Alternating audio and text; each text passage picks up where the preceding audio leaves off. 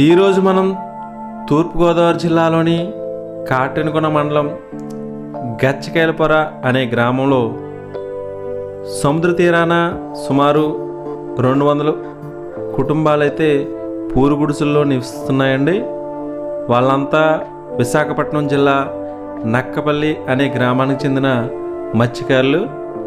వాళ్ళ సముద్రం పక్కన పూరు గుడిసెల్లో ఎలా నివసిస్తున్నారో ఈరోజు ఈ వీడియోలో చూద్దాం. Thank you.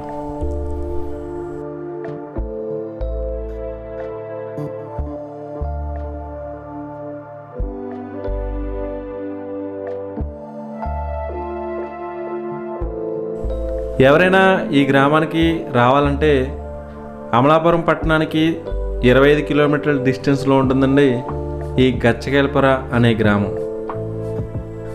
దీనికి సంబంధించిన వీడియో 2 వీడియోలు పోస్ట్ చేయడం జరిగింది. ఎవరైనా చూడకపోతే ఆ వీడియోలు చూసిన తర్వాత ఇవి చూడండి. Thank you.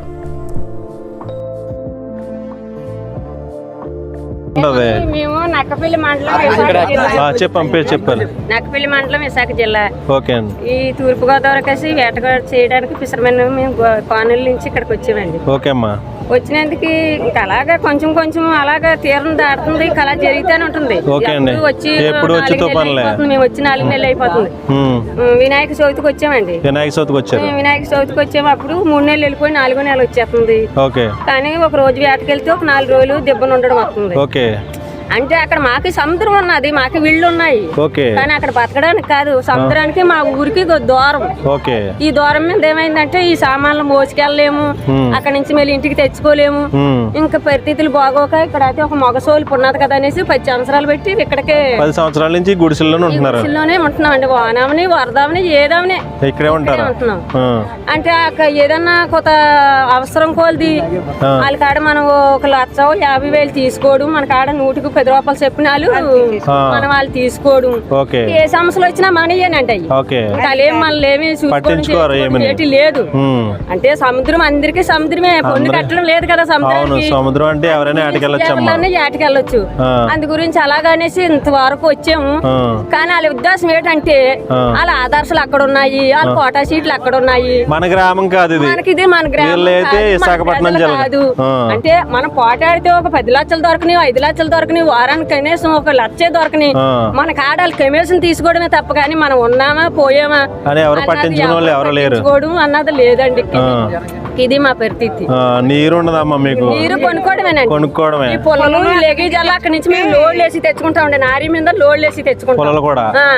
ఒక 5 నెలలు రావచ్చు, 4 నెలలు రావచ్చు అండి. ఆ తర్వాత ఈ ఆడవాళ్ళు ఉంటాం కదా, మోలి ఆటకెళ్ళిపోతే మగ అవతలు కానీ ఈ ఈతల పక్క కానీ ఏదో లాగా పారదోకలు అయ్యి నేర్చుకోవడం చేసుకోవడం. మాకు భూములు పుట్టలు ఏది లేవండి, బతికామన్నా ఎక్కడా లేవు.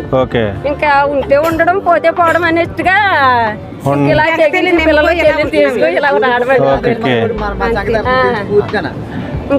పిల్లలు కూడా అక్కడ వదిలేసి వస్తారమ్మా. పాపం పిల్లలు కూడా అంటే ఇక్కడ తీసుకురావడానికి అవకాశం లేదు. ఒకవేళ పిల్లలన్నా ఒకవేళ వెళ్ళిపోదామన్నా సరే ఈ ఛార్జీలు ఎక్కువైపోయి ఇన్నాళ్ళు పరిస్థితులు కదా. ఇంకా ఛార్జీలకు లేక ఇంకా పిల్లలు కూడా వయసులో ఉన్న కూడా 4 రోజులు 5 రోజులు ఉండి మనాటోళ్ళు వదిలేసి వెళ్దామన్నా వాళ్ళ చేతిలో డబ్బులు లేవు. ఇప్పుడు ఈ మా వేటగాడతనం చేయడమే ఈ డబ్బులు సావుకారుల చేతిలో ఉంటాయి, వాళ్ళ చేతిలో ఉంటాయండి. డబ్బులు పూర్తిగా మనకి కొంత వాళ్ళ దగ్గర నుంచి చేసుకుంటారు. శనివారం కదా కాటరింగ్ కొన్ని సంతకి వెళ్ళాలని ఉంటూ 5,000, 4,000, 3,000 ఆయిల్కి తిండికి అడిచేసి పోతారండి. అంతే. ఏదో కొంత అమౌంట్ ఇస్తారు, పూర్తిగా అయితే మీకు వ్యాపారస్తులు అయితే డబ్బులు ఎవరండి. ఓకే. ఇంకా ఉంటాను.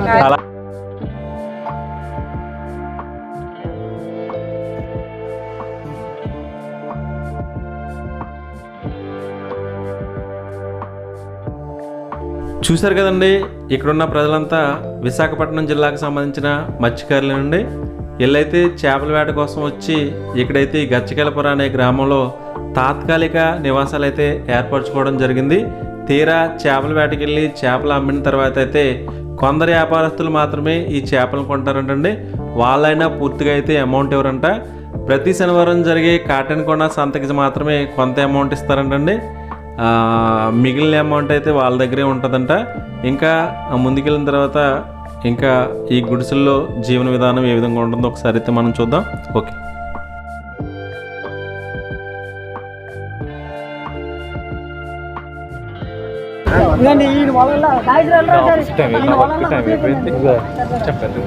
మొత్తం ఇచ్చండి కనీసం 40,000-50,000 రూపాయలు వాళ్ళు మొత్తం రొడ్డు అయిపోయింది. నేనండి ఓనర్. ఈ వాళ్ళు కూడా అంటే సముద్రంలో ఏటకి వెళ్ళినప్పుడు అయితే పాడైపోయింది అంటండి ఇది కూడా.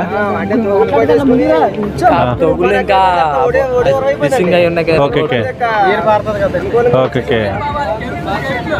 చాలా ప్రాబ్లమ్స్ ఉంటాయి అయితే మీ దగ్గర అయితే. ఒక్కటి కాదు, రెండు కాదు, చాలా ఉన్నాయి. మీకు మీరే సాల్వ్ చేసుకుంటా ఉంటారు.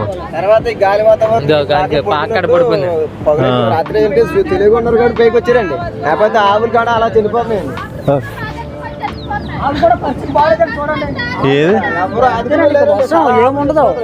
అయ్యయ్యో, పరిస్థితులు అసలు బాగోట్లేదండి.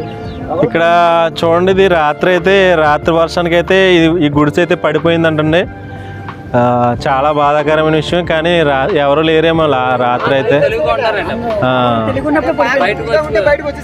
ఓకే. అయ్యే, కనీసం ఇక్కడ ఎలాగే పశువులు పడిపోయిన పరిస్థితి కూడా ఎవరు పట్టించుకోవట్లేదండి. మమ్మల్ని అయితే పెట్టించుకుంటా పశువు కూడా మేమే కొద్దిగా గంజేయడం అలాగే 2 డీసీలు లేపించాం కానీ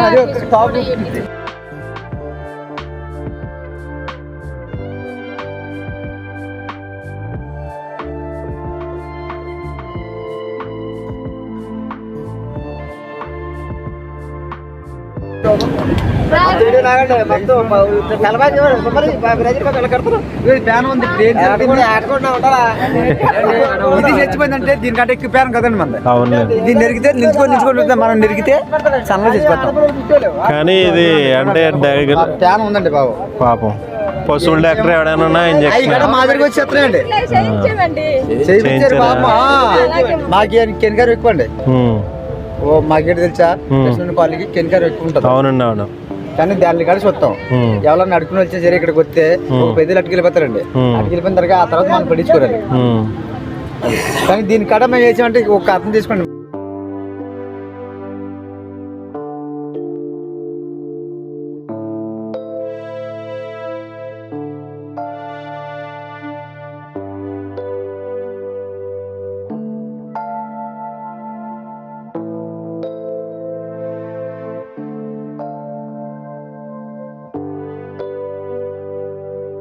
నైట్ 8ంటికి పోయిందండి. ఇప్పటి వరకు కరెంట్ పవర్ లేదు. ఫోన్ చేస్తే ఓకే. లైన్ మ్యాన్ కూడా ఫోన్ చేస్తాం.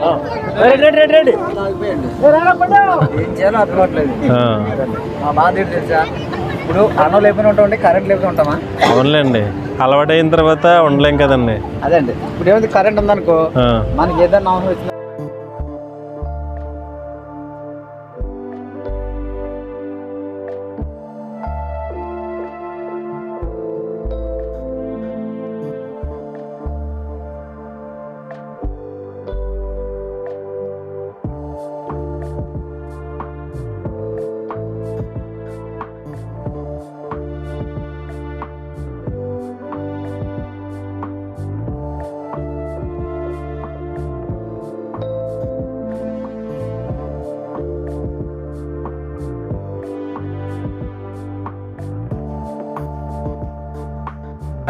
ఇది అక్కడ తయారు చేసి కర్ర మీద బోర్డుని లోపలికి పట్టుకెళ్తారు ఈ కర్రల ద్వారానే. ఇక్కడ నుంచి అలాగా న్యూటన్ వరకు తీసుకెళ్తారు. ఓకే. ఈ కర్రలాగా అలా చేయాలండి, అలా తయారు చేయాలి అంత సన్నంగా. ఇది ఇంత సన్నగా తయారు చేయాలా? చెక్తా ఉంటారు ఇప్పుడు. గురుపులన్నీ శక్తి ఉంటే కొద్దిగా భుజానికి భారం తగలకుండా స్మూత్ గా సాపు అంటే కొంచెం మనకి నొప్పి లేకుండా. ఇది వచ్చి మనం ఈ కర్ర ద్వారా అయితే బోట్ని అయితే సముద్రంలోకి తీసుకెళ్తారండి అండి. ఈ 2 కర్రలు తీసుకుంటారండి. 2 కర్రలు తీసుకుని ఆ బోట్ని అయితే సముద్రంలోకి తీసుకెళ్తారన్నమాట. 1000 రూపాయల కర్ర వచ్చి. ఒకసారి బీచ్కి వెళ్దాం, ఒకసారి వెళ్ళలేదు కదా.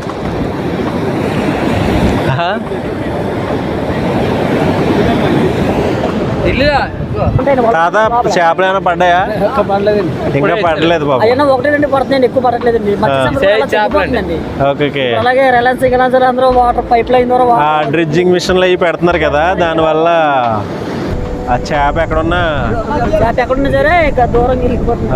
దగ్గర ప్రాంతంలో పడట్లేదు. ఇది కూరకి ఏదైనా చేపలు కావాలంటే ఇటువంటి వల వేసుకుంటారండి వీళ్ళైతే. ఇది దాటి కానీ పడ్డదా? చాలా బరువుగా ఉంది. చాలా చాలా గట్టిగా ఉంది.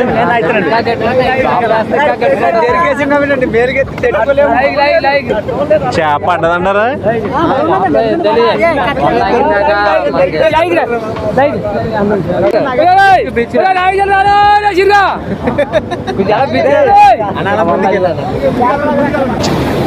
నాకు అలవాటే.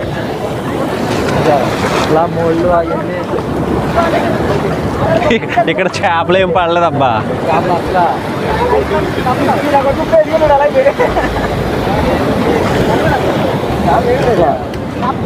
ఇక చేపలు పడతాయని పాపం వల వేయారు కానీ చేపలు లేవు, కమ్మలు పడ్డాయి.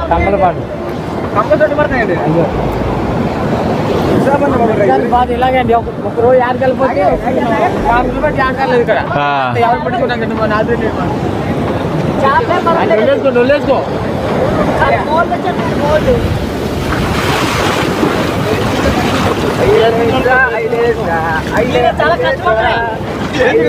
ఆయన పాట పాడుతున్నారు.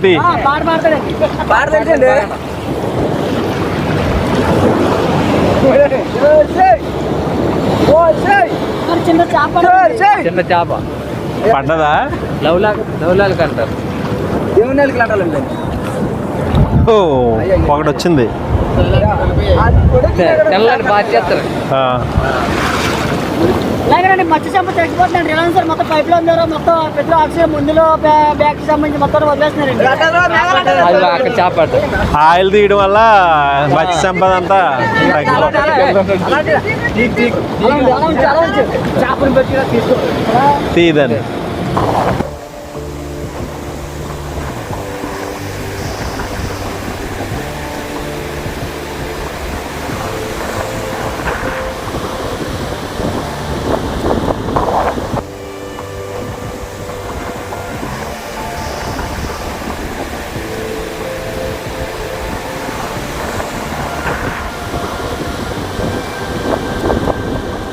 ఓకే వాళ్ళ మొత్తానికి ఈ చేప ఒకటి పడ్డది.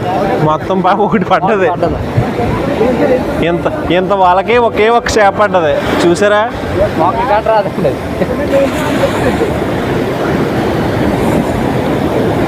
లేదు మత్స్య సంపద తగ్గిపోయిందబ్బా. ఈ కంపెనీలు కూడా వచ్చింది కదా, ఒక్కొక్కసారి వస్తాయి బాగానే. మా దగ్గర కూడా ఇంట్లో కంపెనీ అది కూడా అంతే. చేప పీత ఎత్తున్నారు చూపించు. కింద ఎత్తారంటే భూమిలోకి వెళ్ళిపోతుందండి ఇది.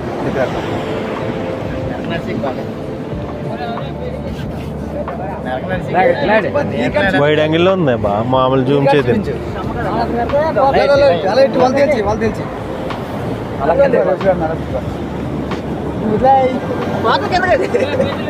మామూలు కొంచెం ప్లేన్గా వేయండి. అంటే వాటర్లో కడిగాయి బాగా వాటర్ దాలా పెట్టి అక్కడ పెట్టేసి పెట్టిందే అక్కడ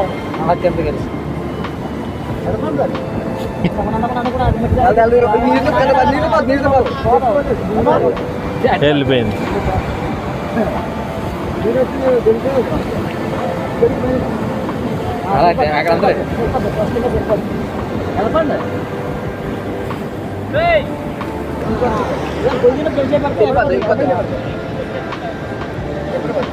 ఎస్ వెళ్ళిపోయింది.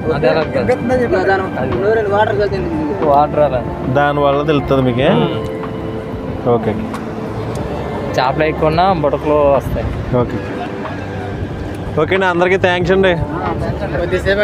మళ్ళీ వస్తాను మిమ్మల్ని కలవడానికి. బోట్ గారు తీసుకొస్తున్నారు. బోట్లు వస్తాయి చూడండి. లేట్ అవుతుంది అంటారా? వెళ్ళారండి అంటే అక్కడ పీడి ఎక్కువ ఉందనేసి ఎత్తడానికి తీసుకొస్తున్నారు దీంట్లాగా. ఓకే ఓకే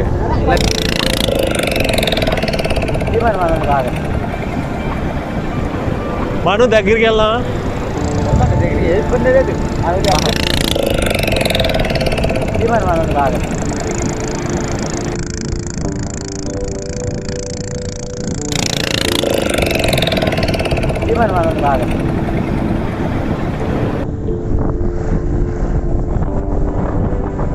జాగ్రత్త. ఒకసారి స్పాట్ వీలింగ్ తీసారండి ఇక్కడ రొట్టెలు కింద బానది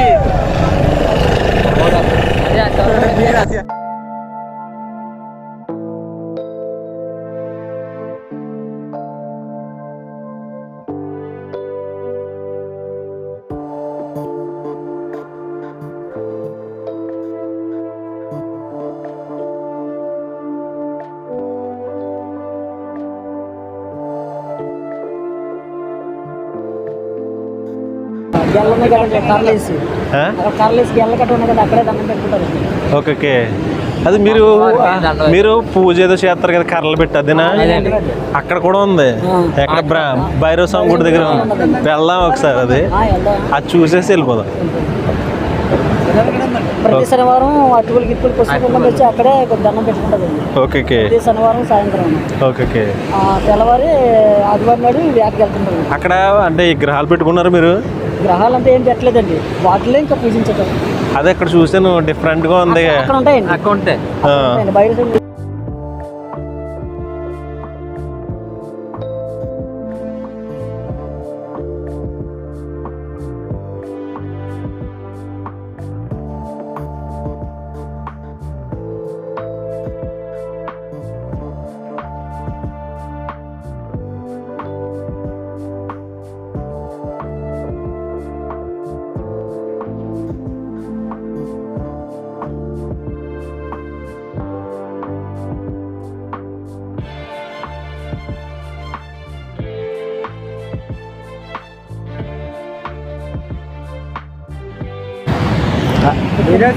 ఇది వచ్చి వీళ్ళైతే మత్స్యకారులు అందరూ కలిసి ఇక్కడ వీళ్ళే అంటే పూజించే దేవాలయాలు అన్నమాట. అంటే యాక్చువల్గా అందరూ గుళ్ళు కట్టుకుంటారు, కానీ వీళ్ళైతే కర్రల దగ్గరే వీళ్ళు పూజించే అంటే కులదైవం అంటారు కదా, ఆ దేవతలు కానీ దేవుళ్ళు కానీ ఇక్కడే పూజించుకుంటారంటండి.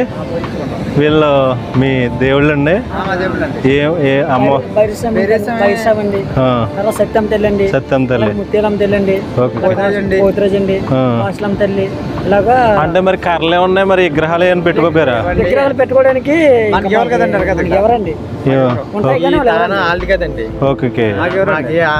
మామూలుగానే కర్రలను పెట్టుకుని ఇంకా వాళ్ళనే ఆరాధ్య దేవతలు కింద పూజ చేసుకుంటారు.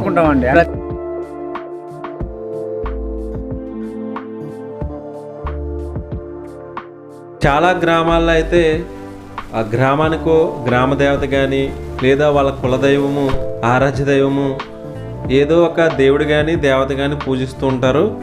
కానీ ఇక్కడైతే ఈ మత్స్యకారులందరూ అంటే ఇక్కడ వీళ్ళ కొన్ని రోజులు మాత్రమే వలస ఉండడానికి వచ్చారు కాబట్టి వాళ్ళని అయితే నిలబెట్టుకున్నారండి. ఇక్కడైతే ఒక్కొక్క కర్ర వచ్చి ఒక్కొక్క దేవుడు కానీ దేవత కానీ ఉండండి, వాళ్ళనే ఆ కర్రల్లోనే వాళ్ళ ఆరాధ్య దైవాలను అయితే పూజిస్తూ ఉంటారంటండి. ఇక్కడికి వచ్చి ప్రతి శనివారం అయితే ఇక్కడ పూజలు చేసుకుంటారంట. అలాగే సంక్రాంతికి ఒకసారి అయితే అంటే ఎక్కువ మంది అయితే ఇక్కడికి వచ్చి ఇక్కడైతే జాతర నిర్వహిస్తారంట ప్రతి సంక్రాంతికి అయితే. ఇది ఈ గ్రామంలో వీళ్ళు పూజించే ఆరాధ్య దైవాలు. ఓకే అండి.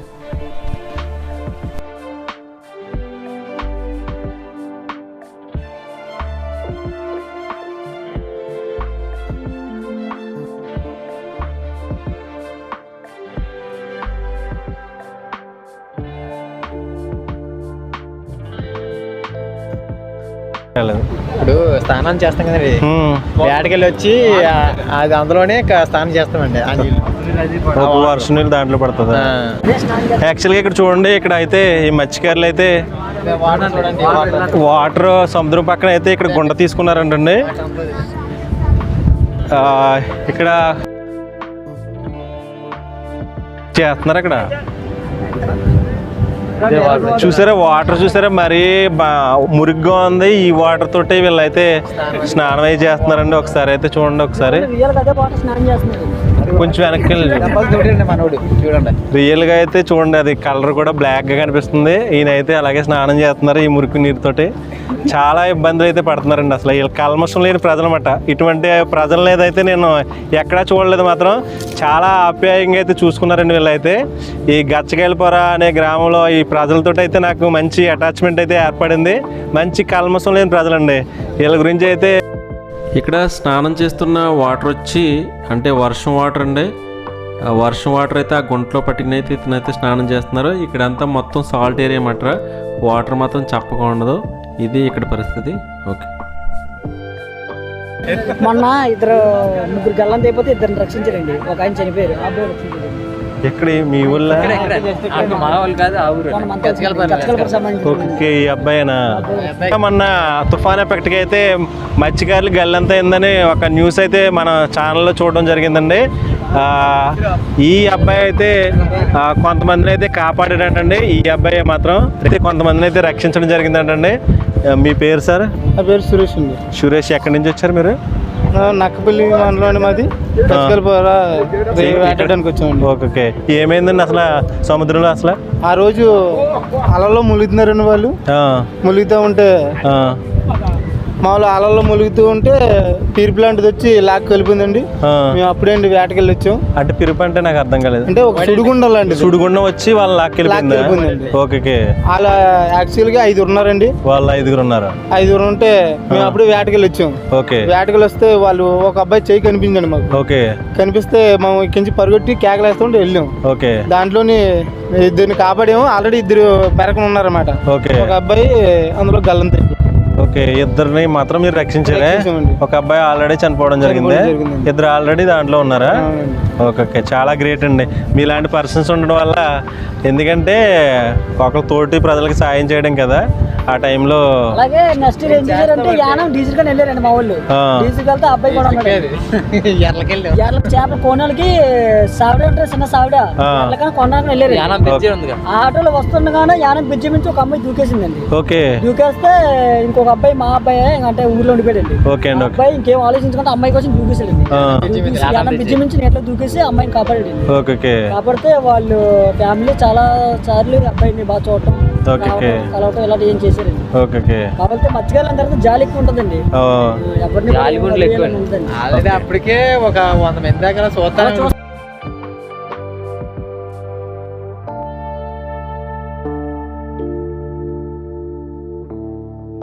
రాగల 24 గంటల్లో బంగాళాఖాతంలో వాయుగుండం ఏర్పడింది.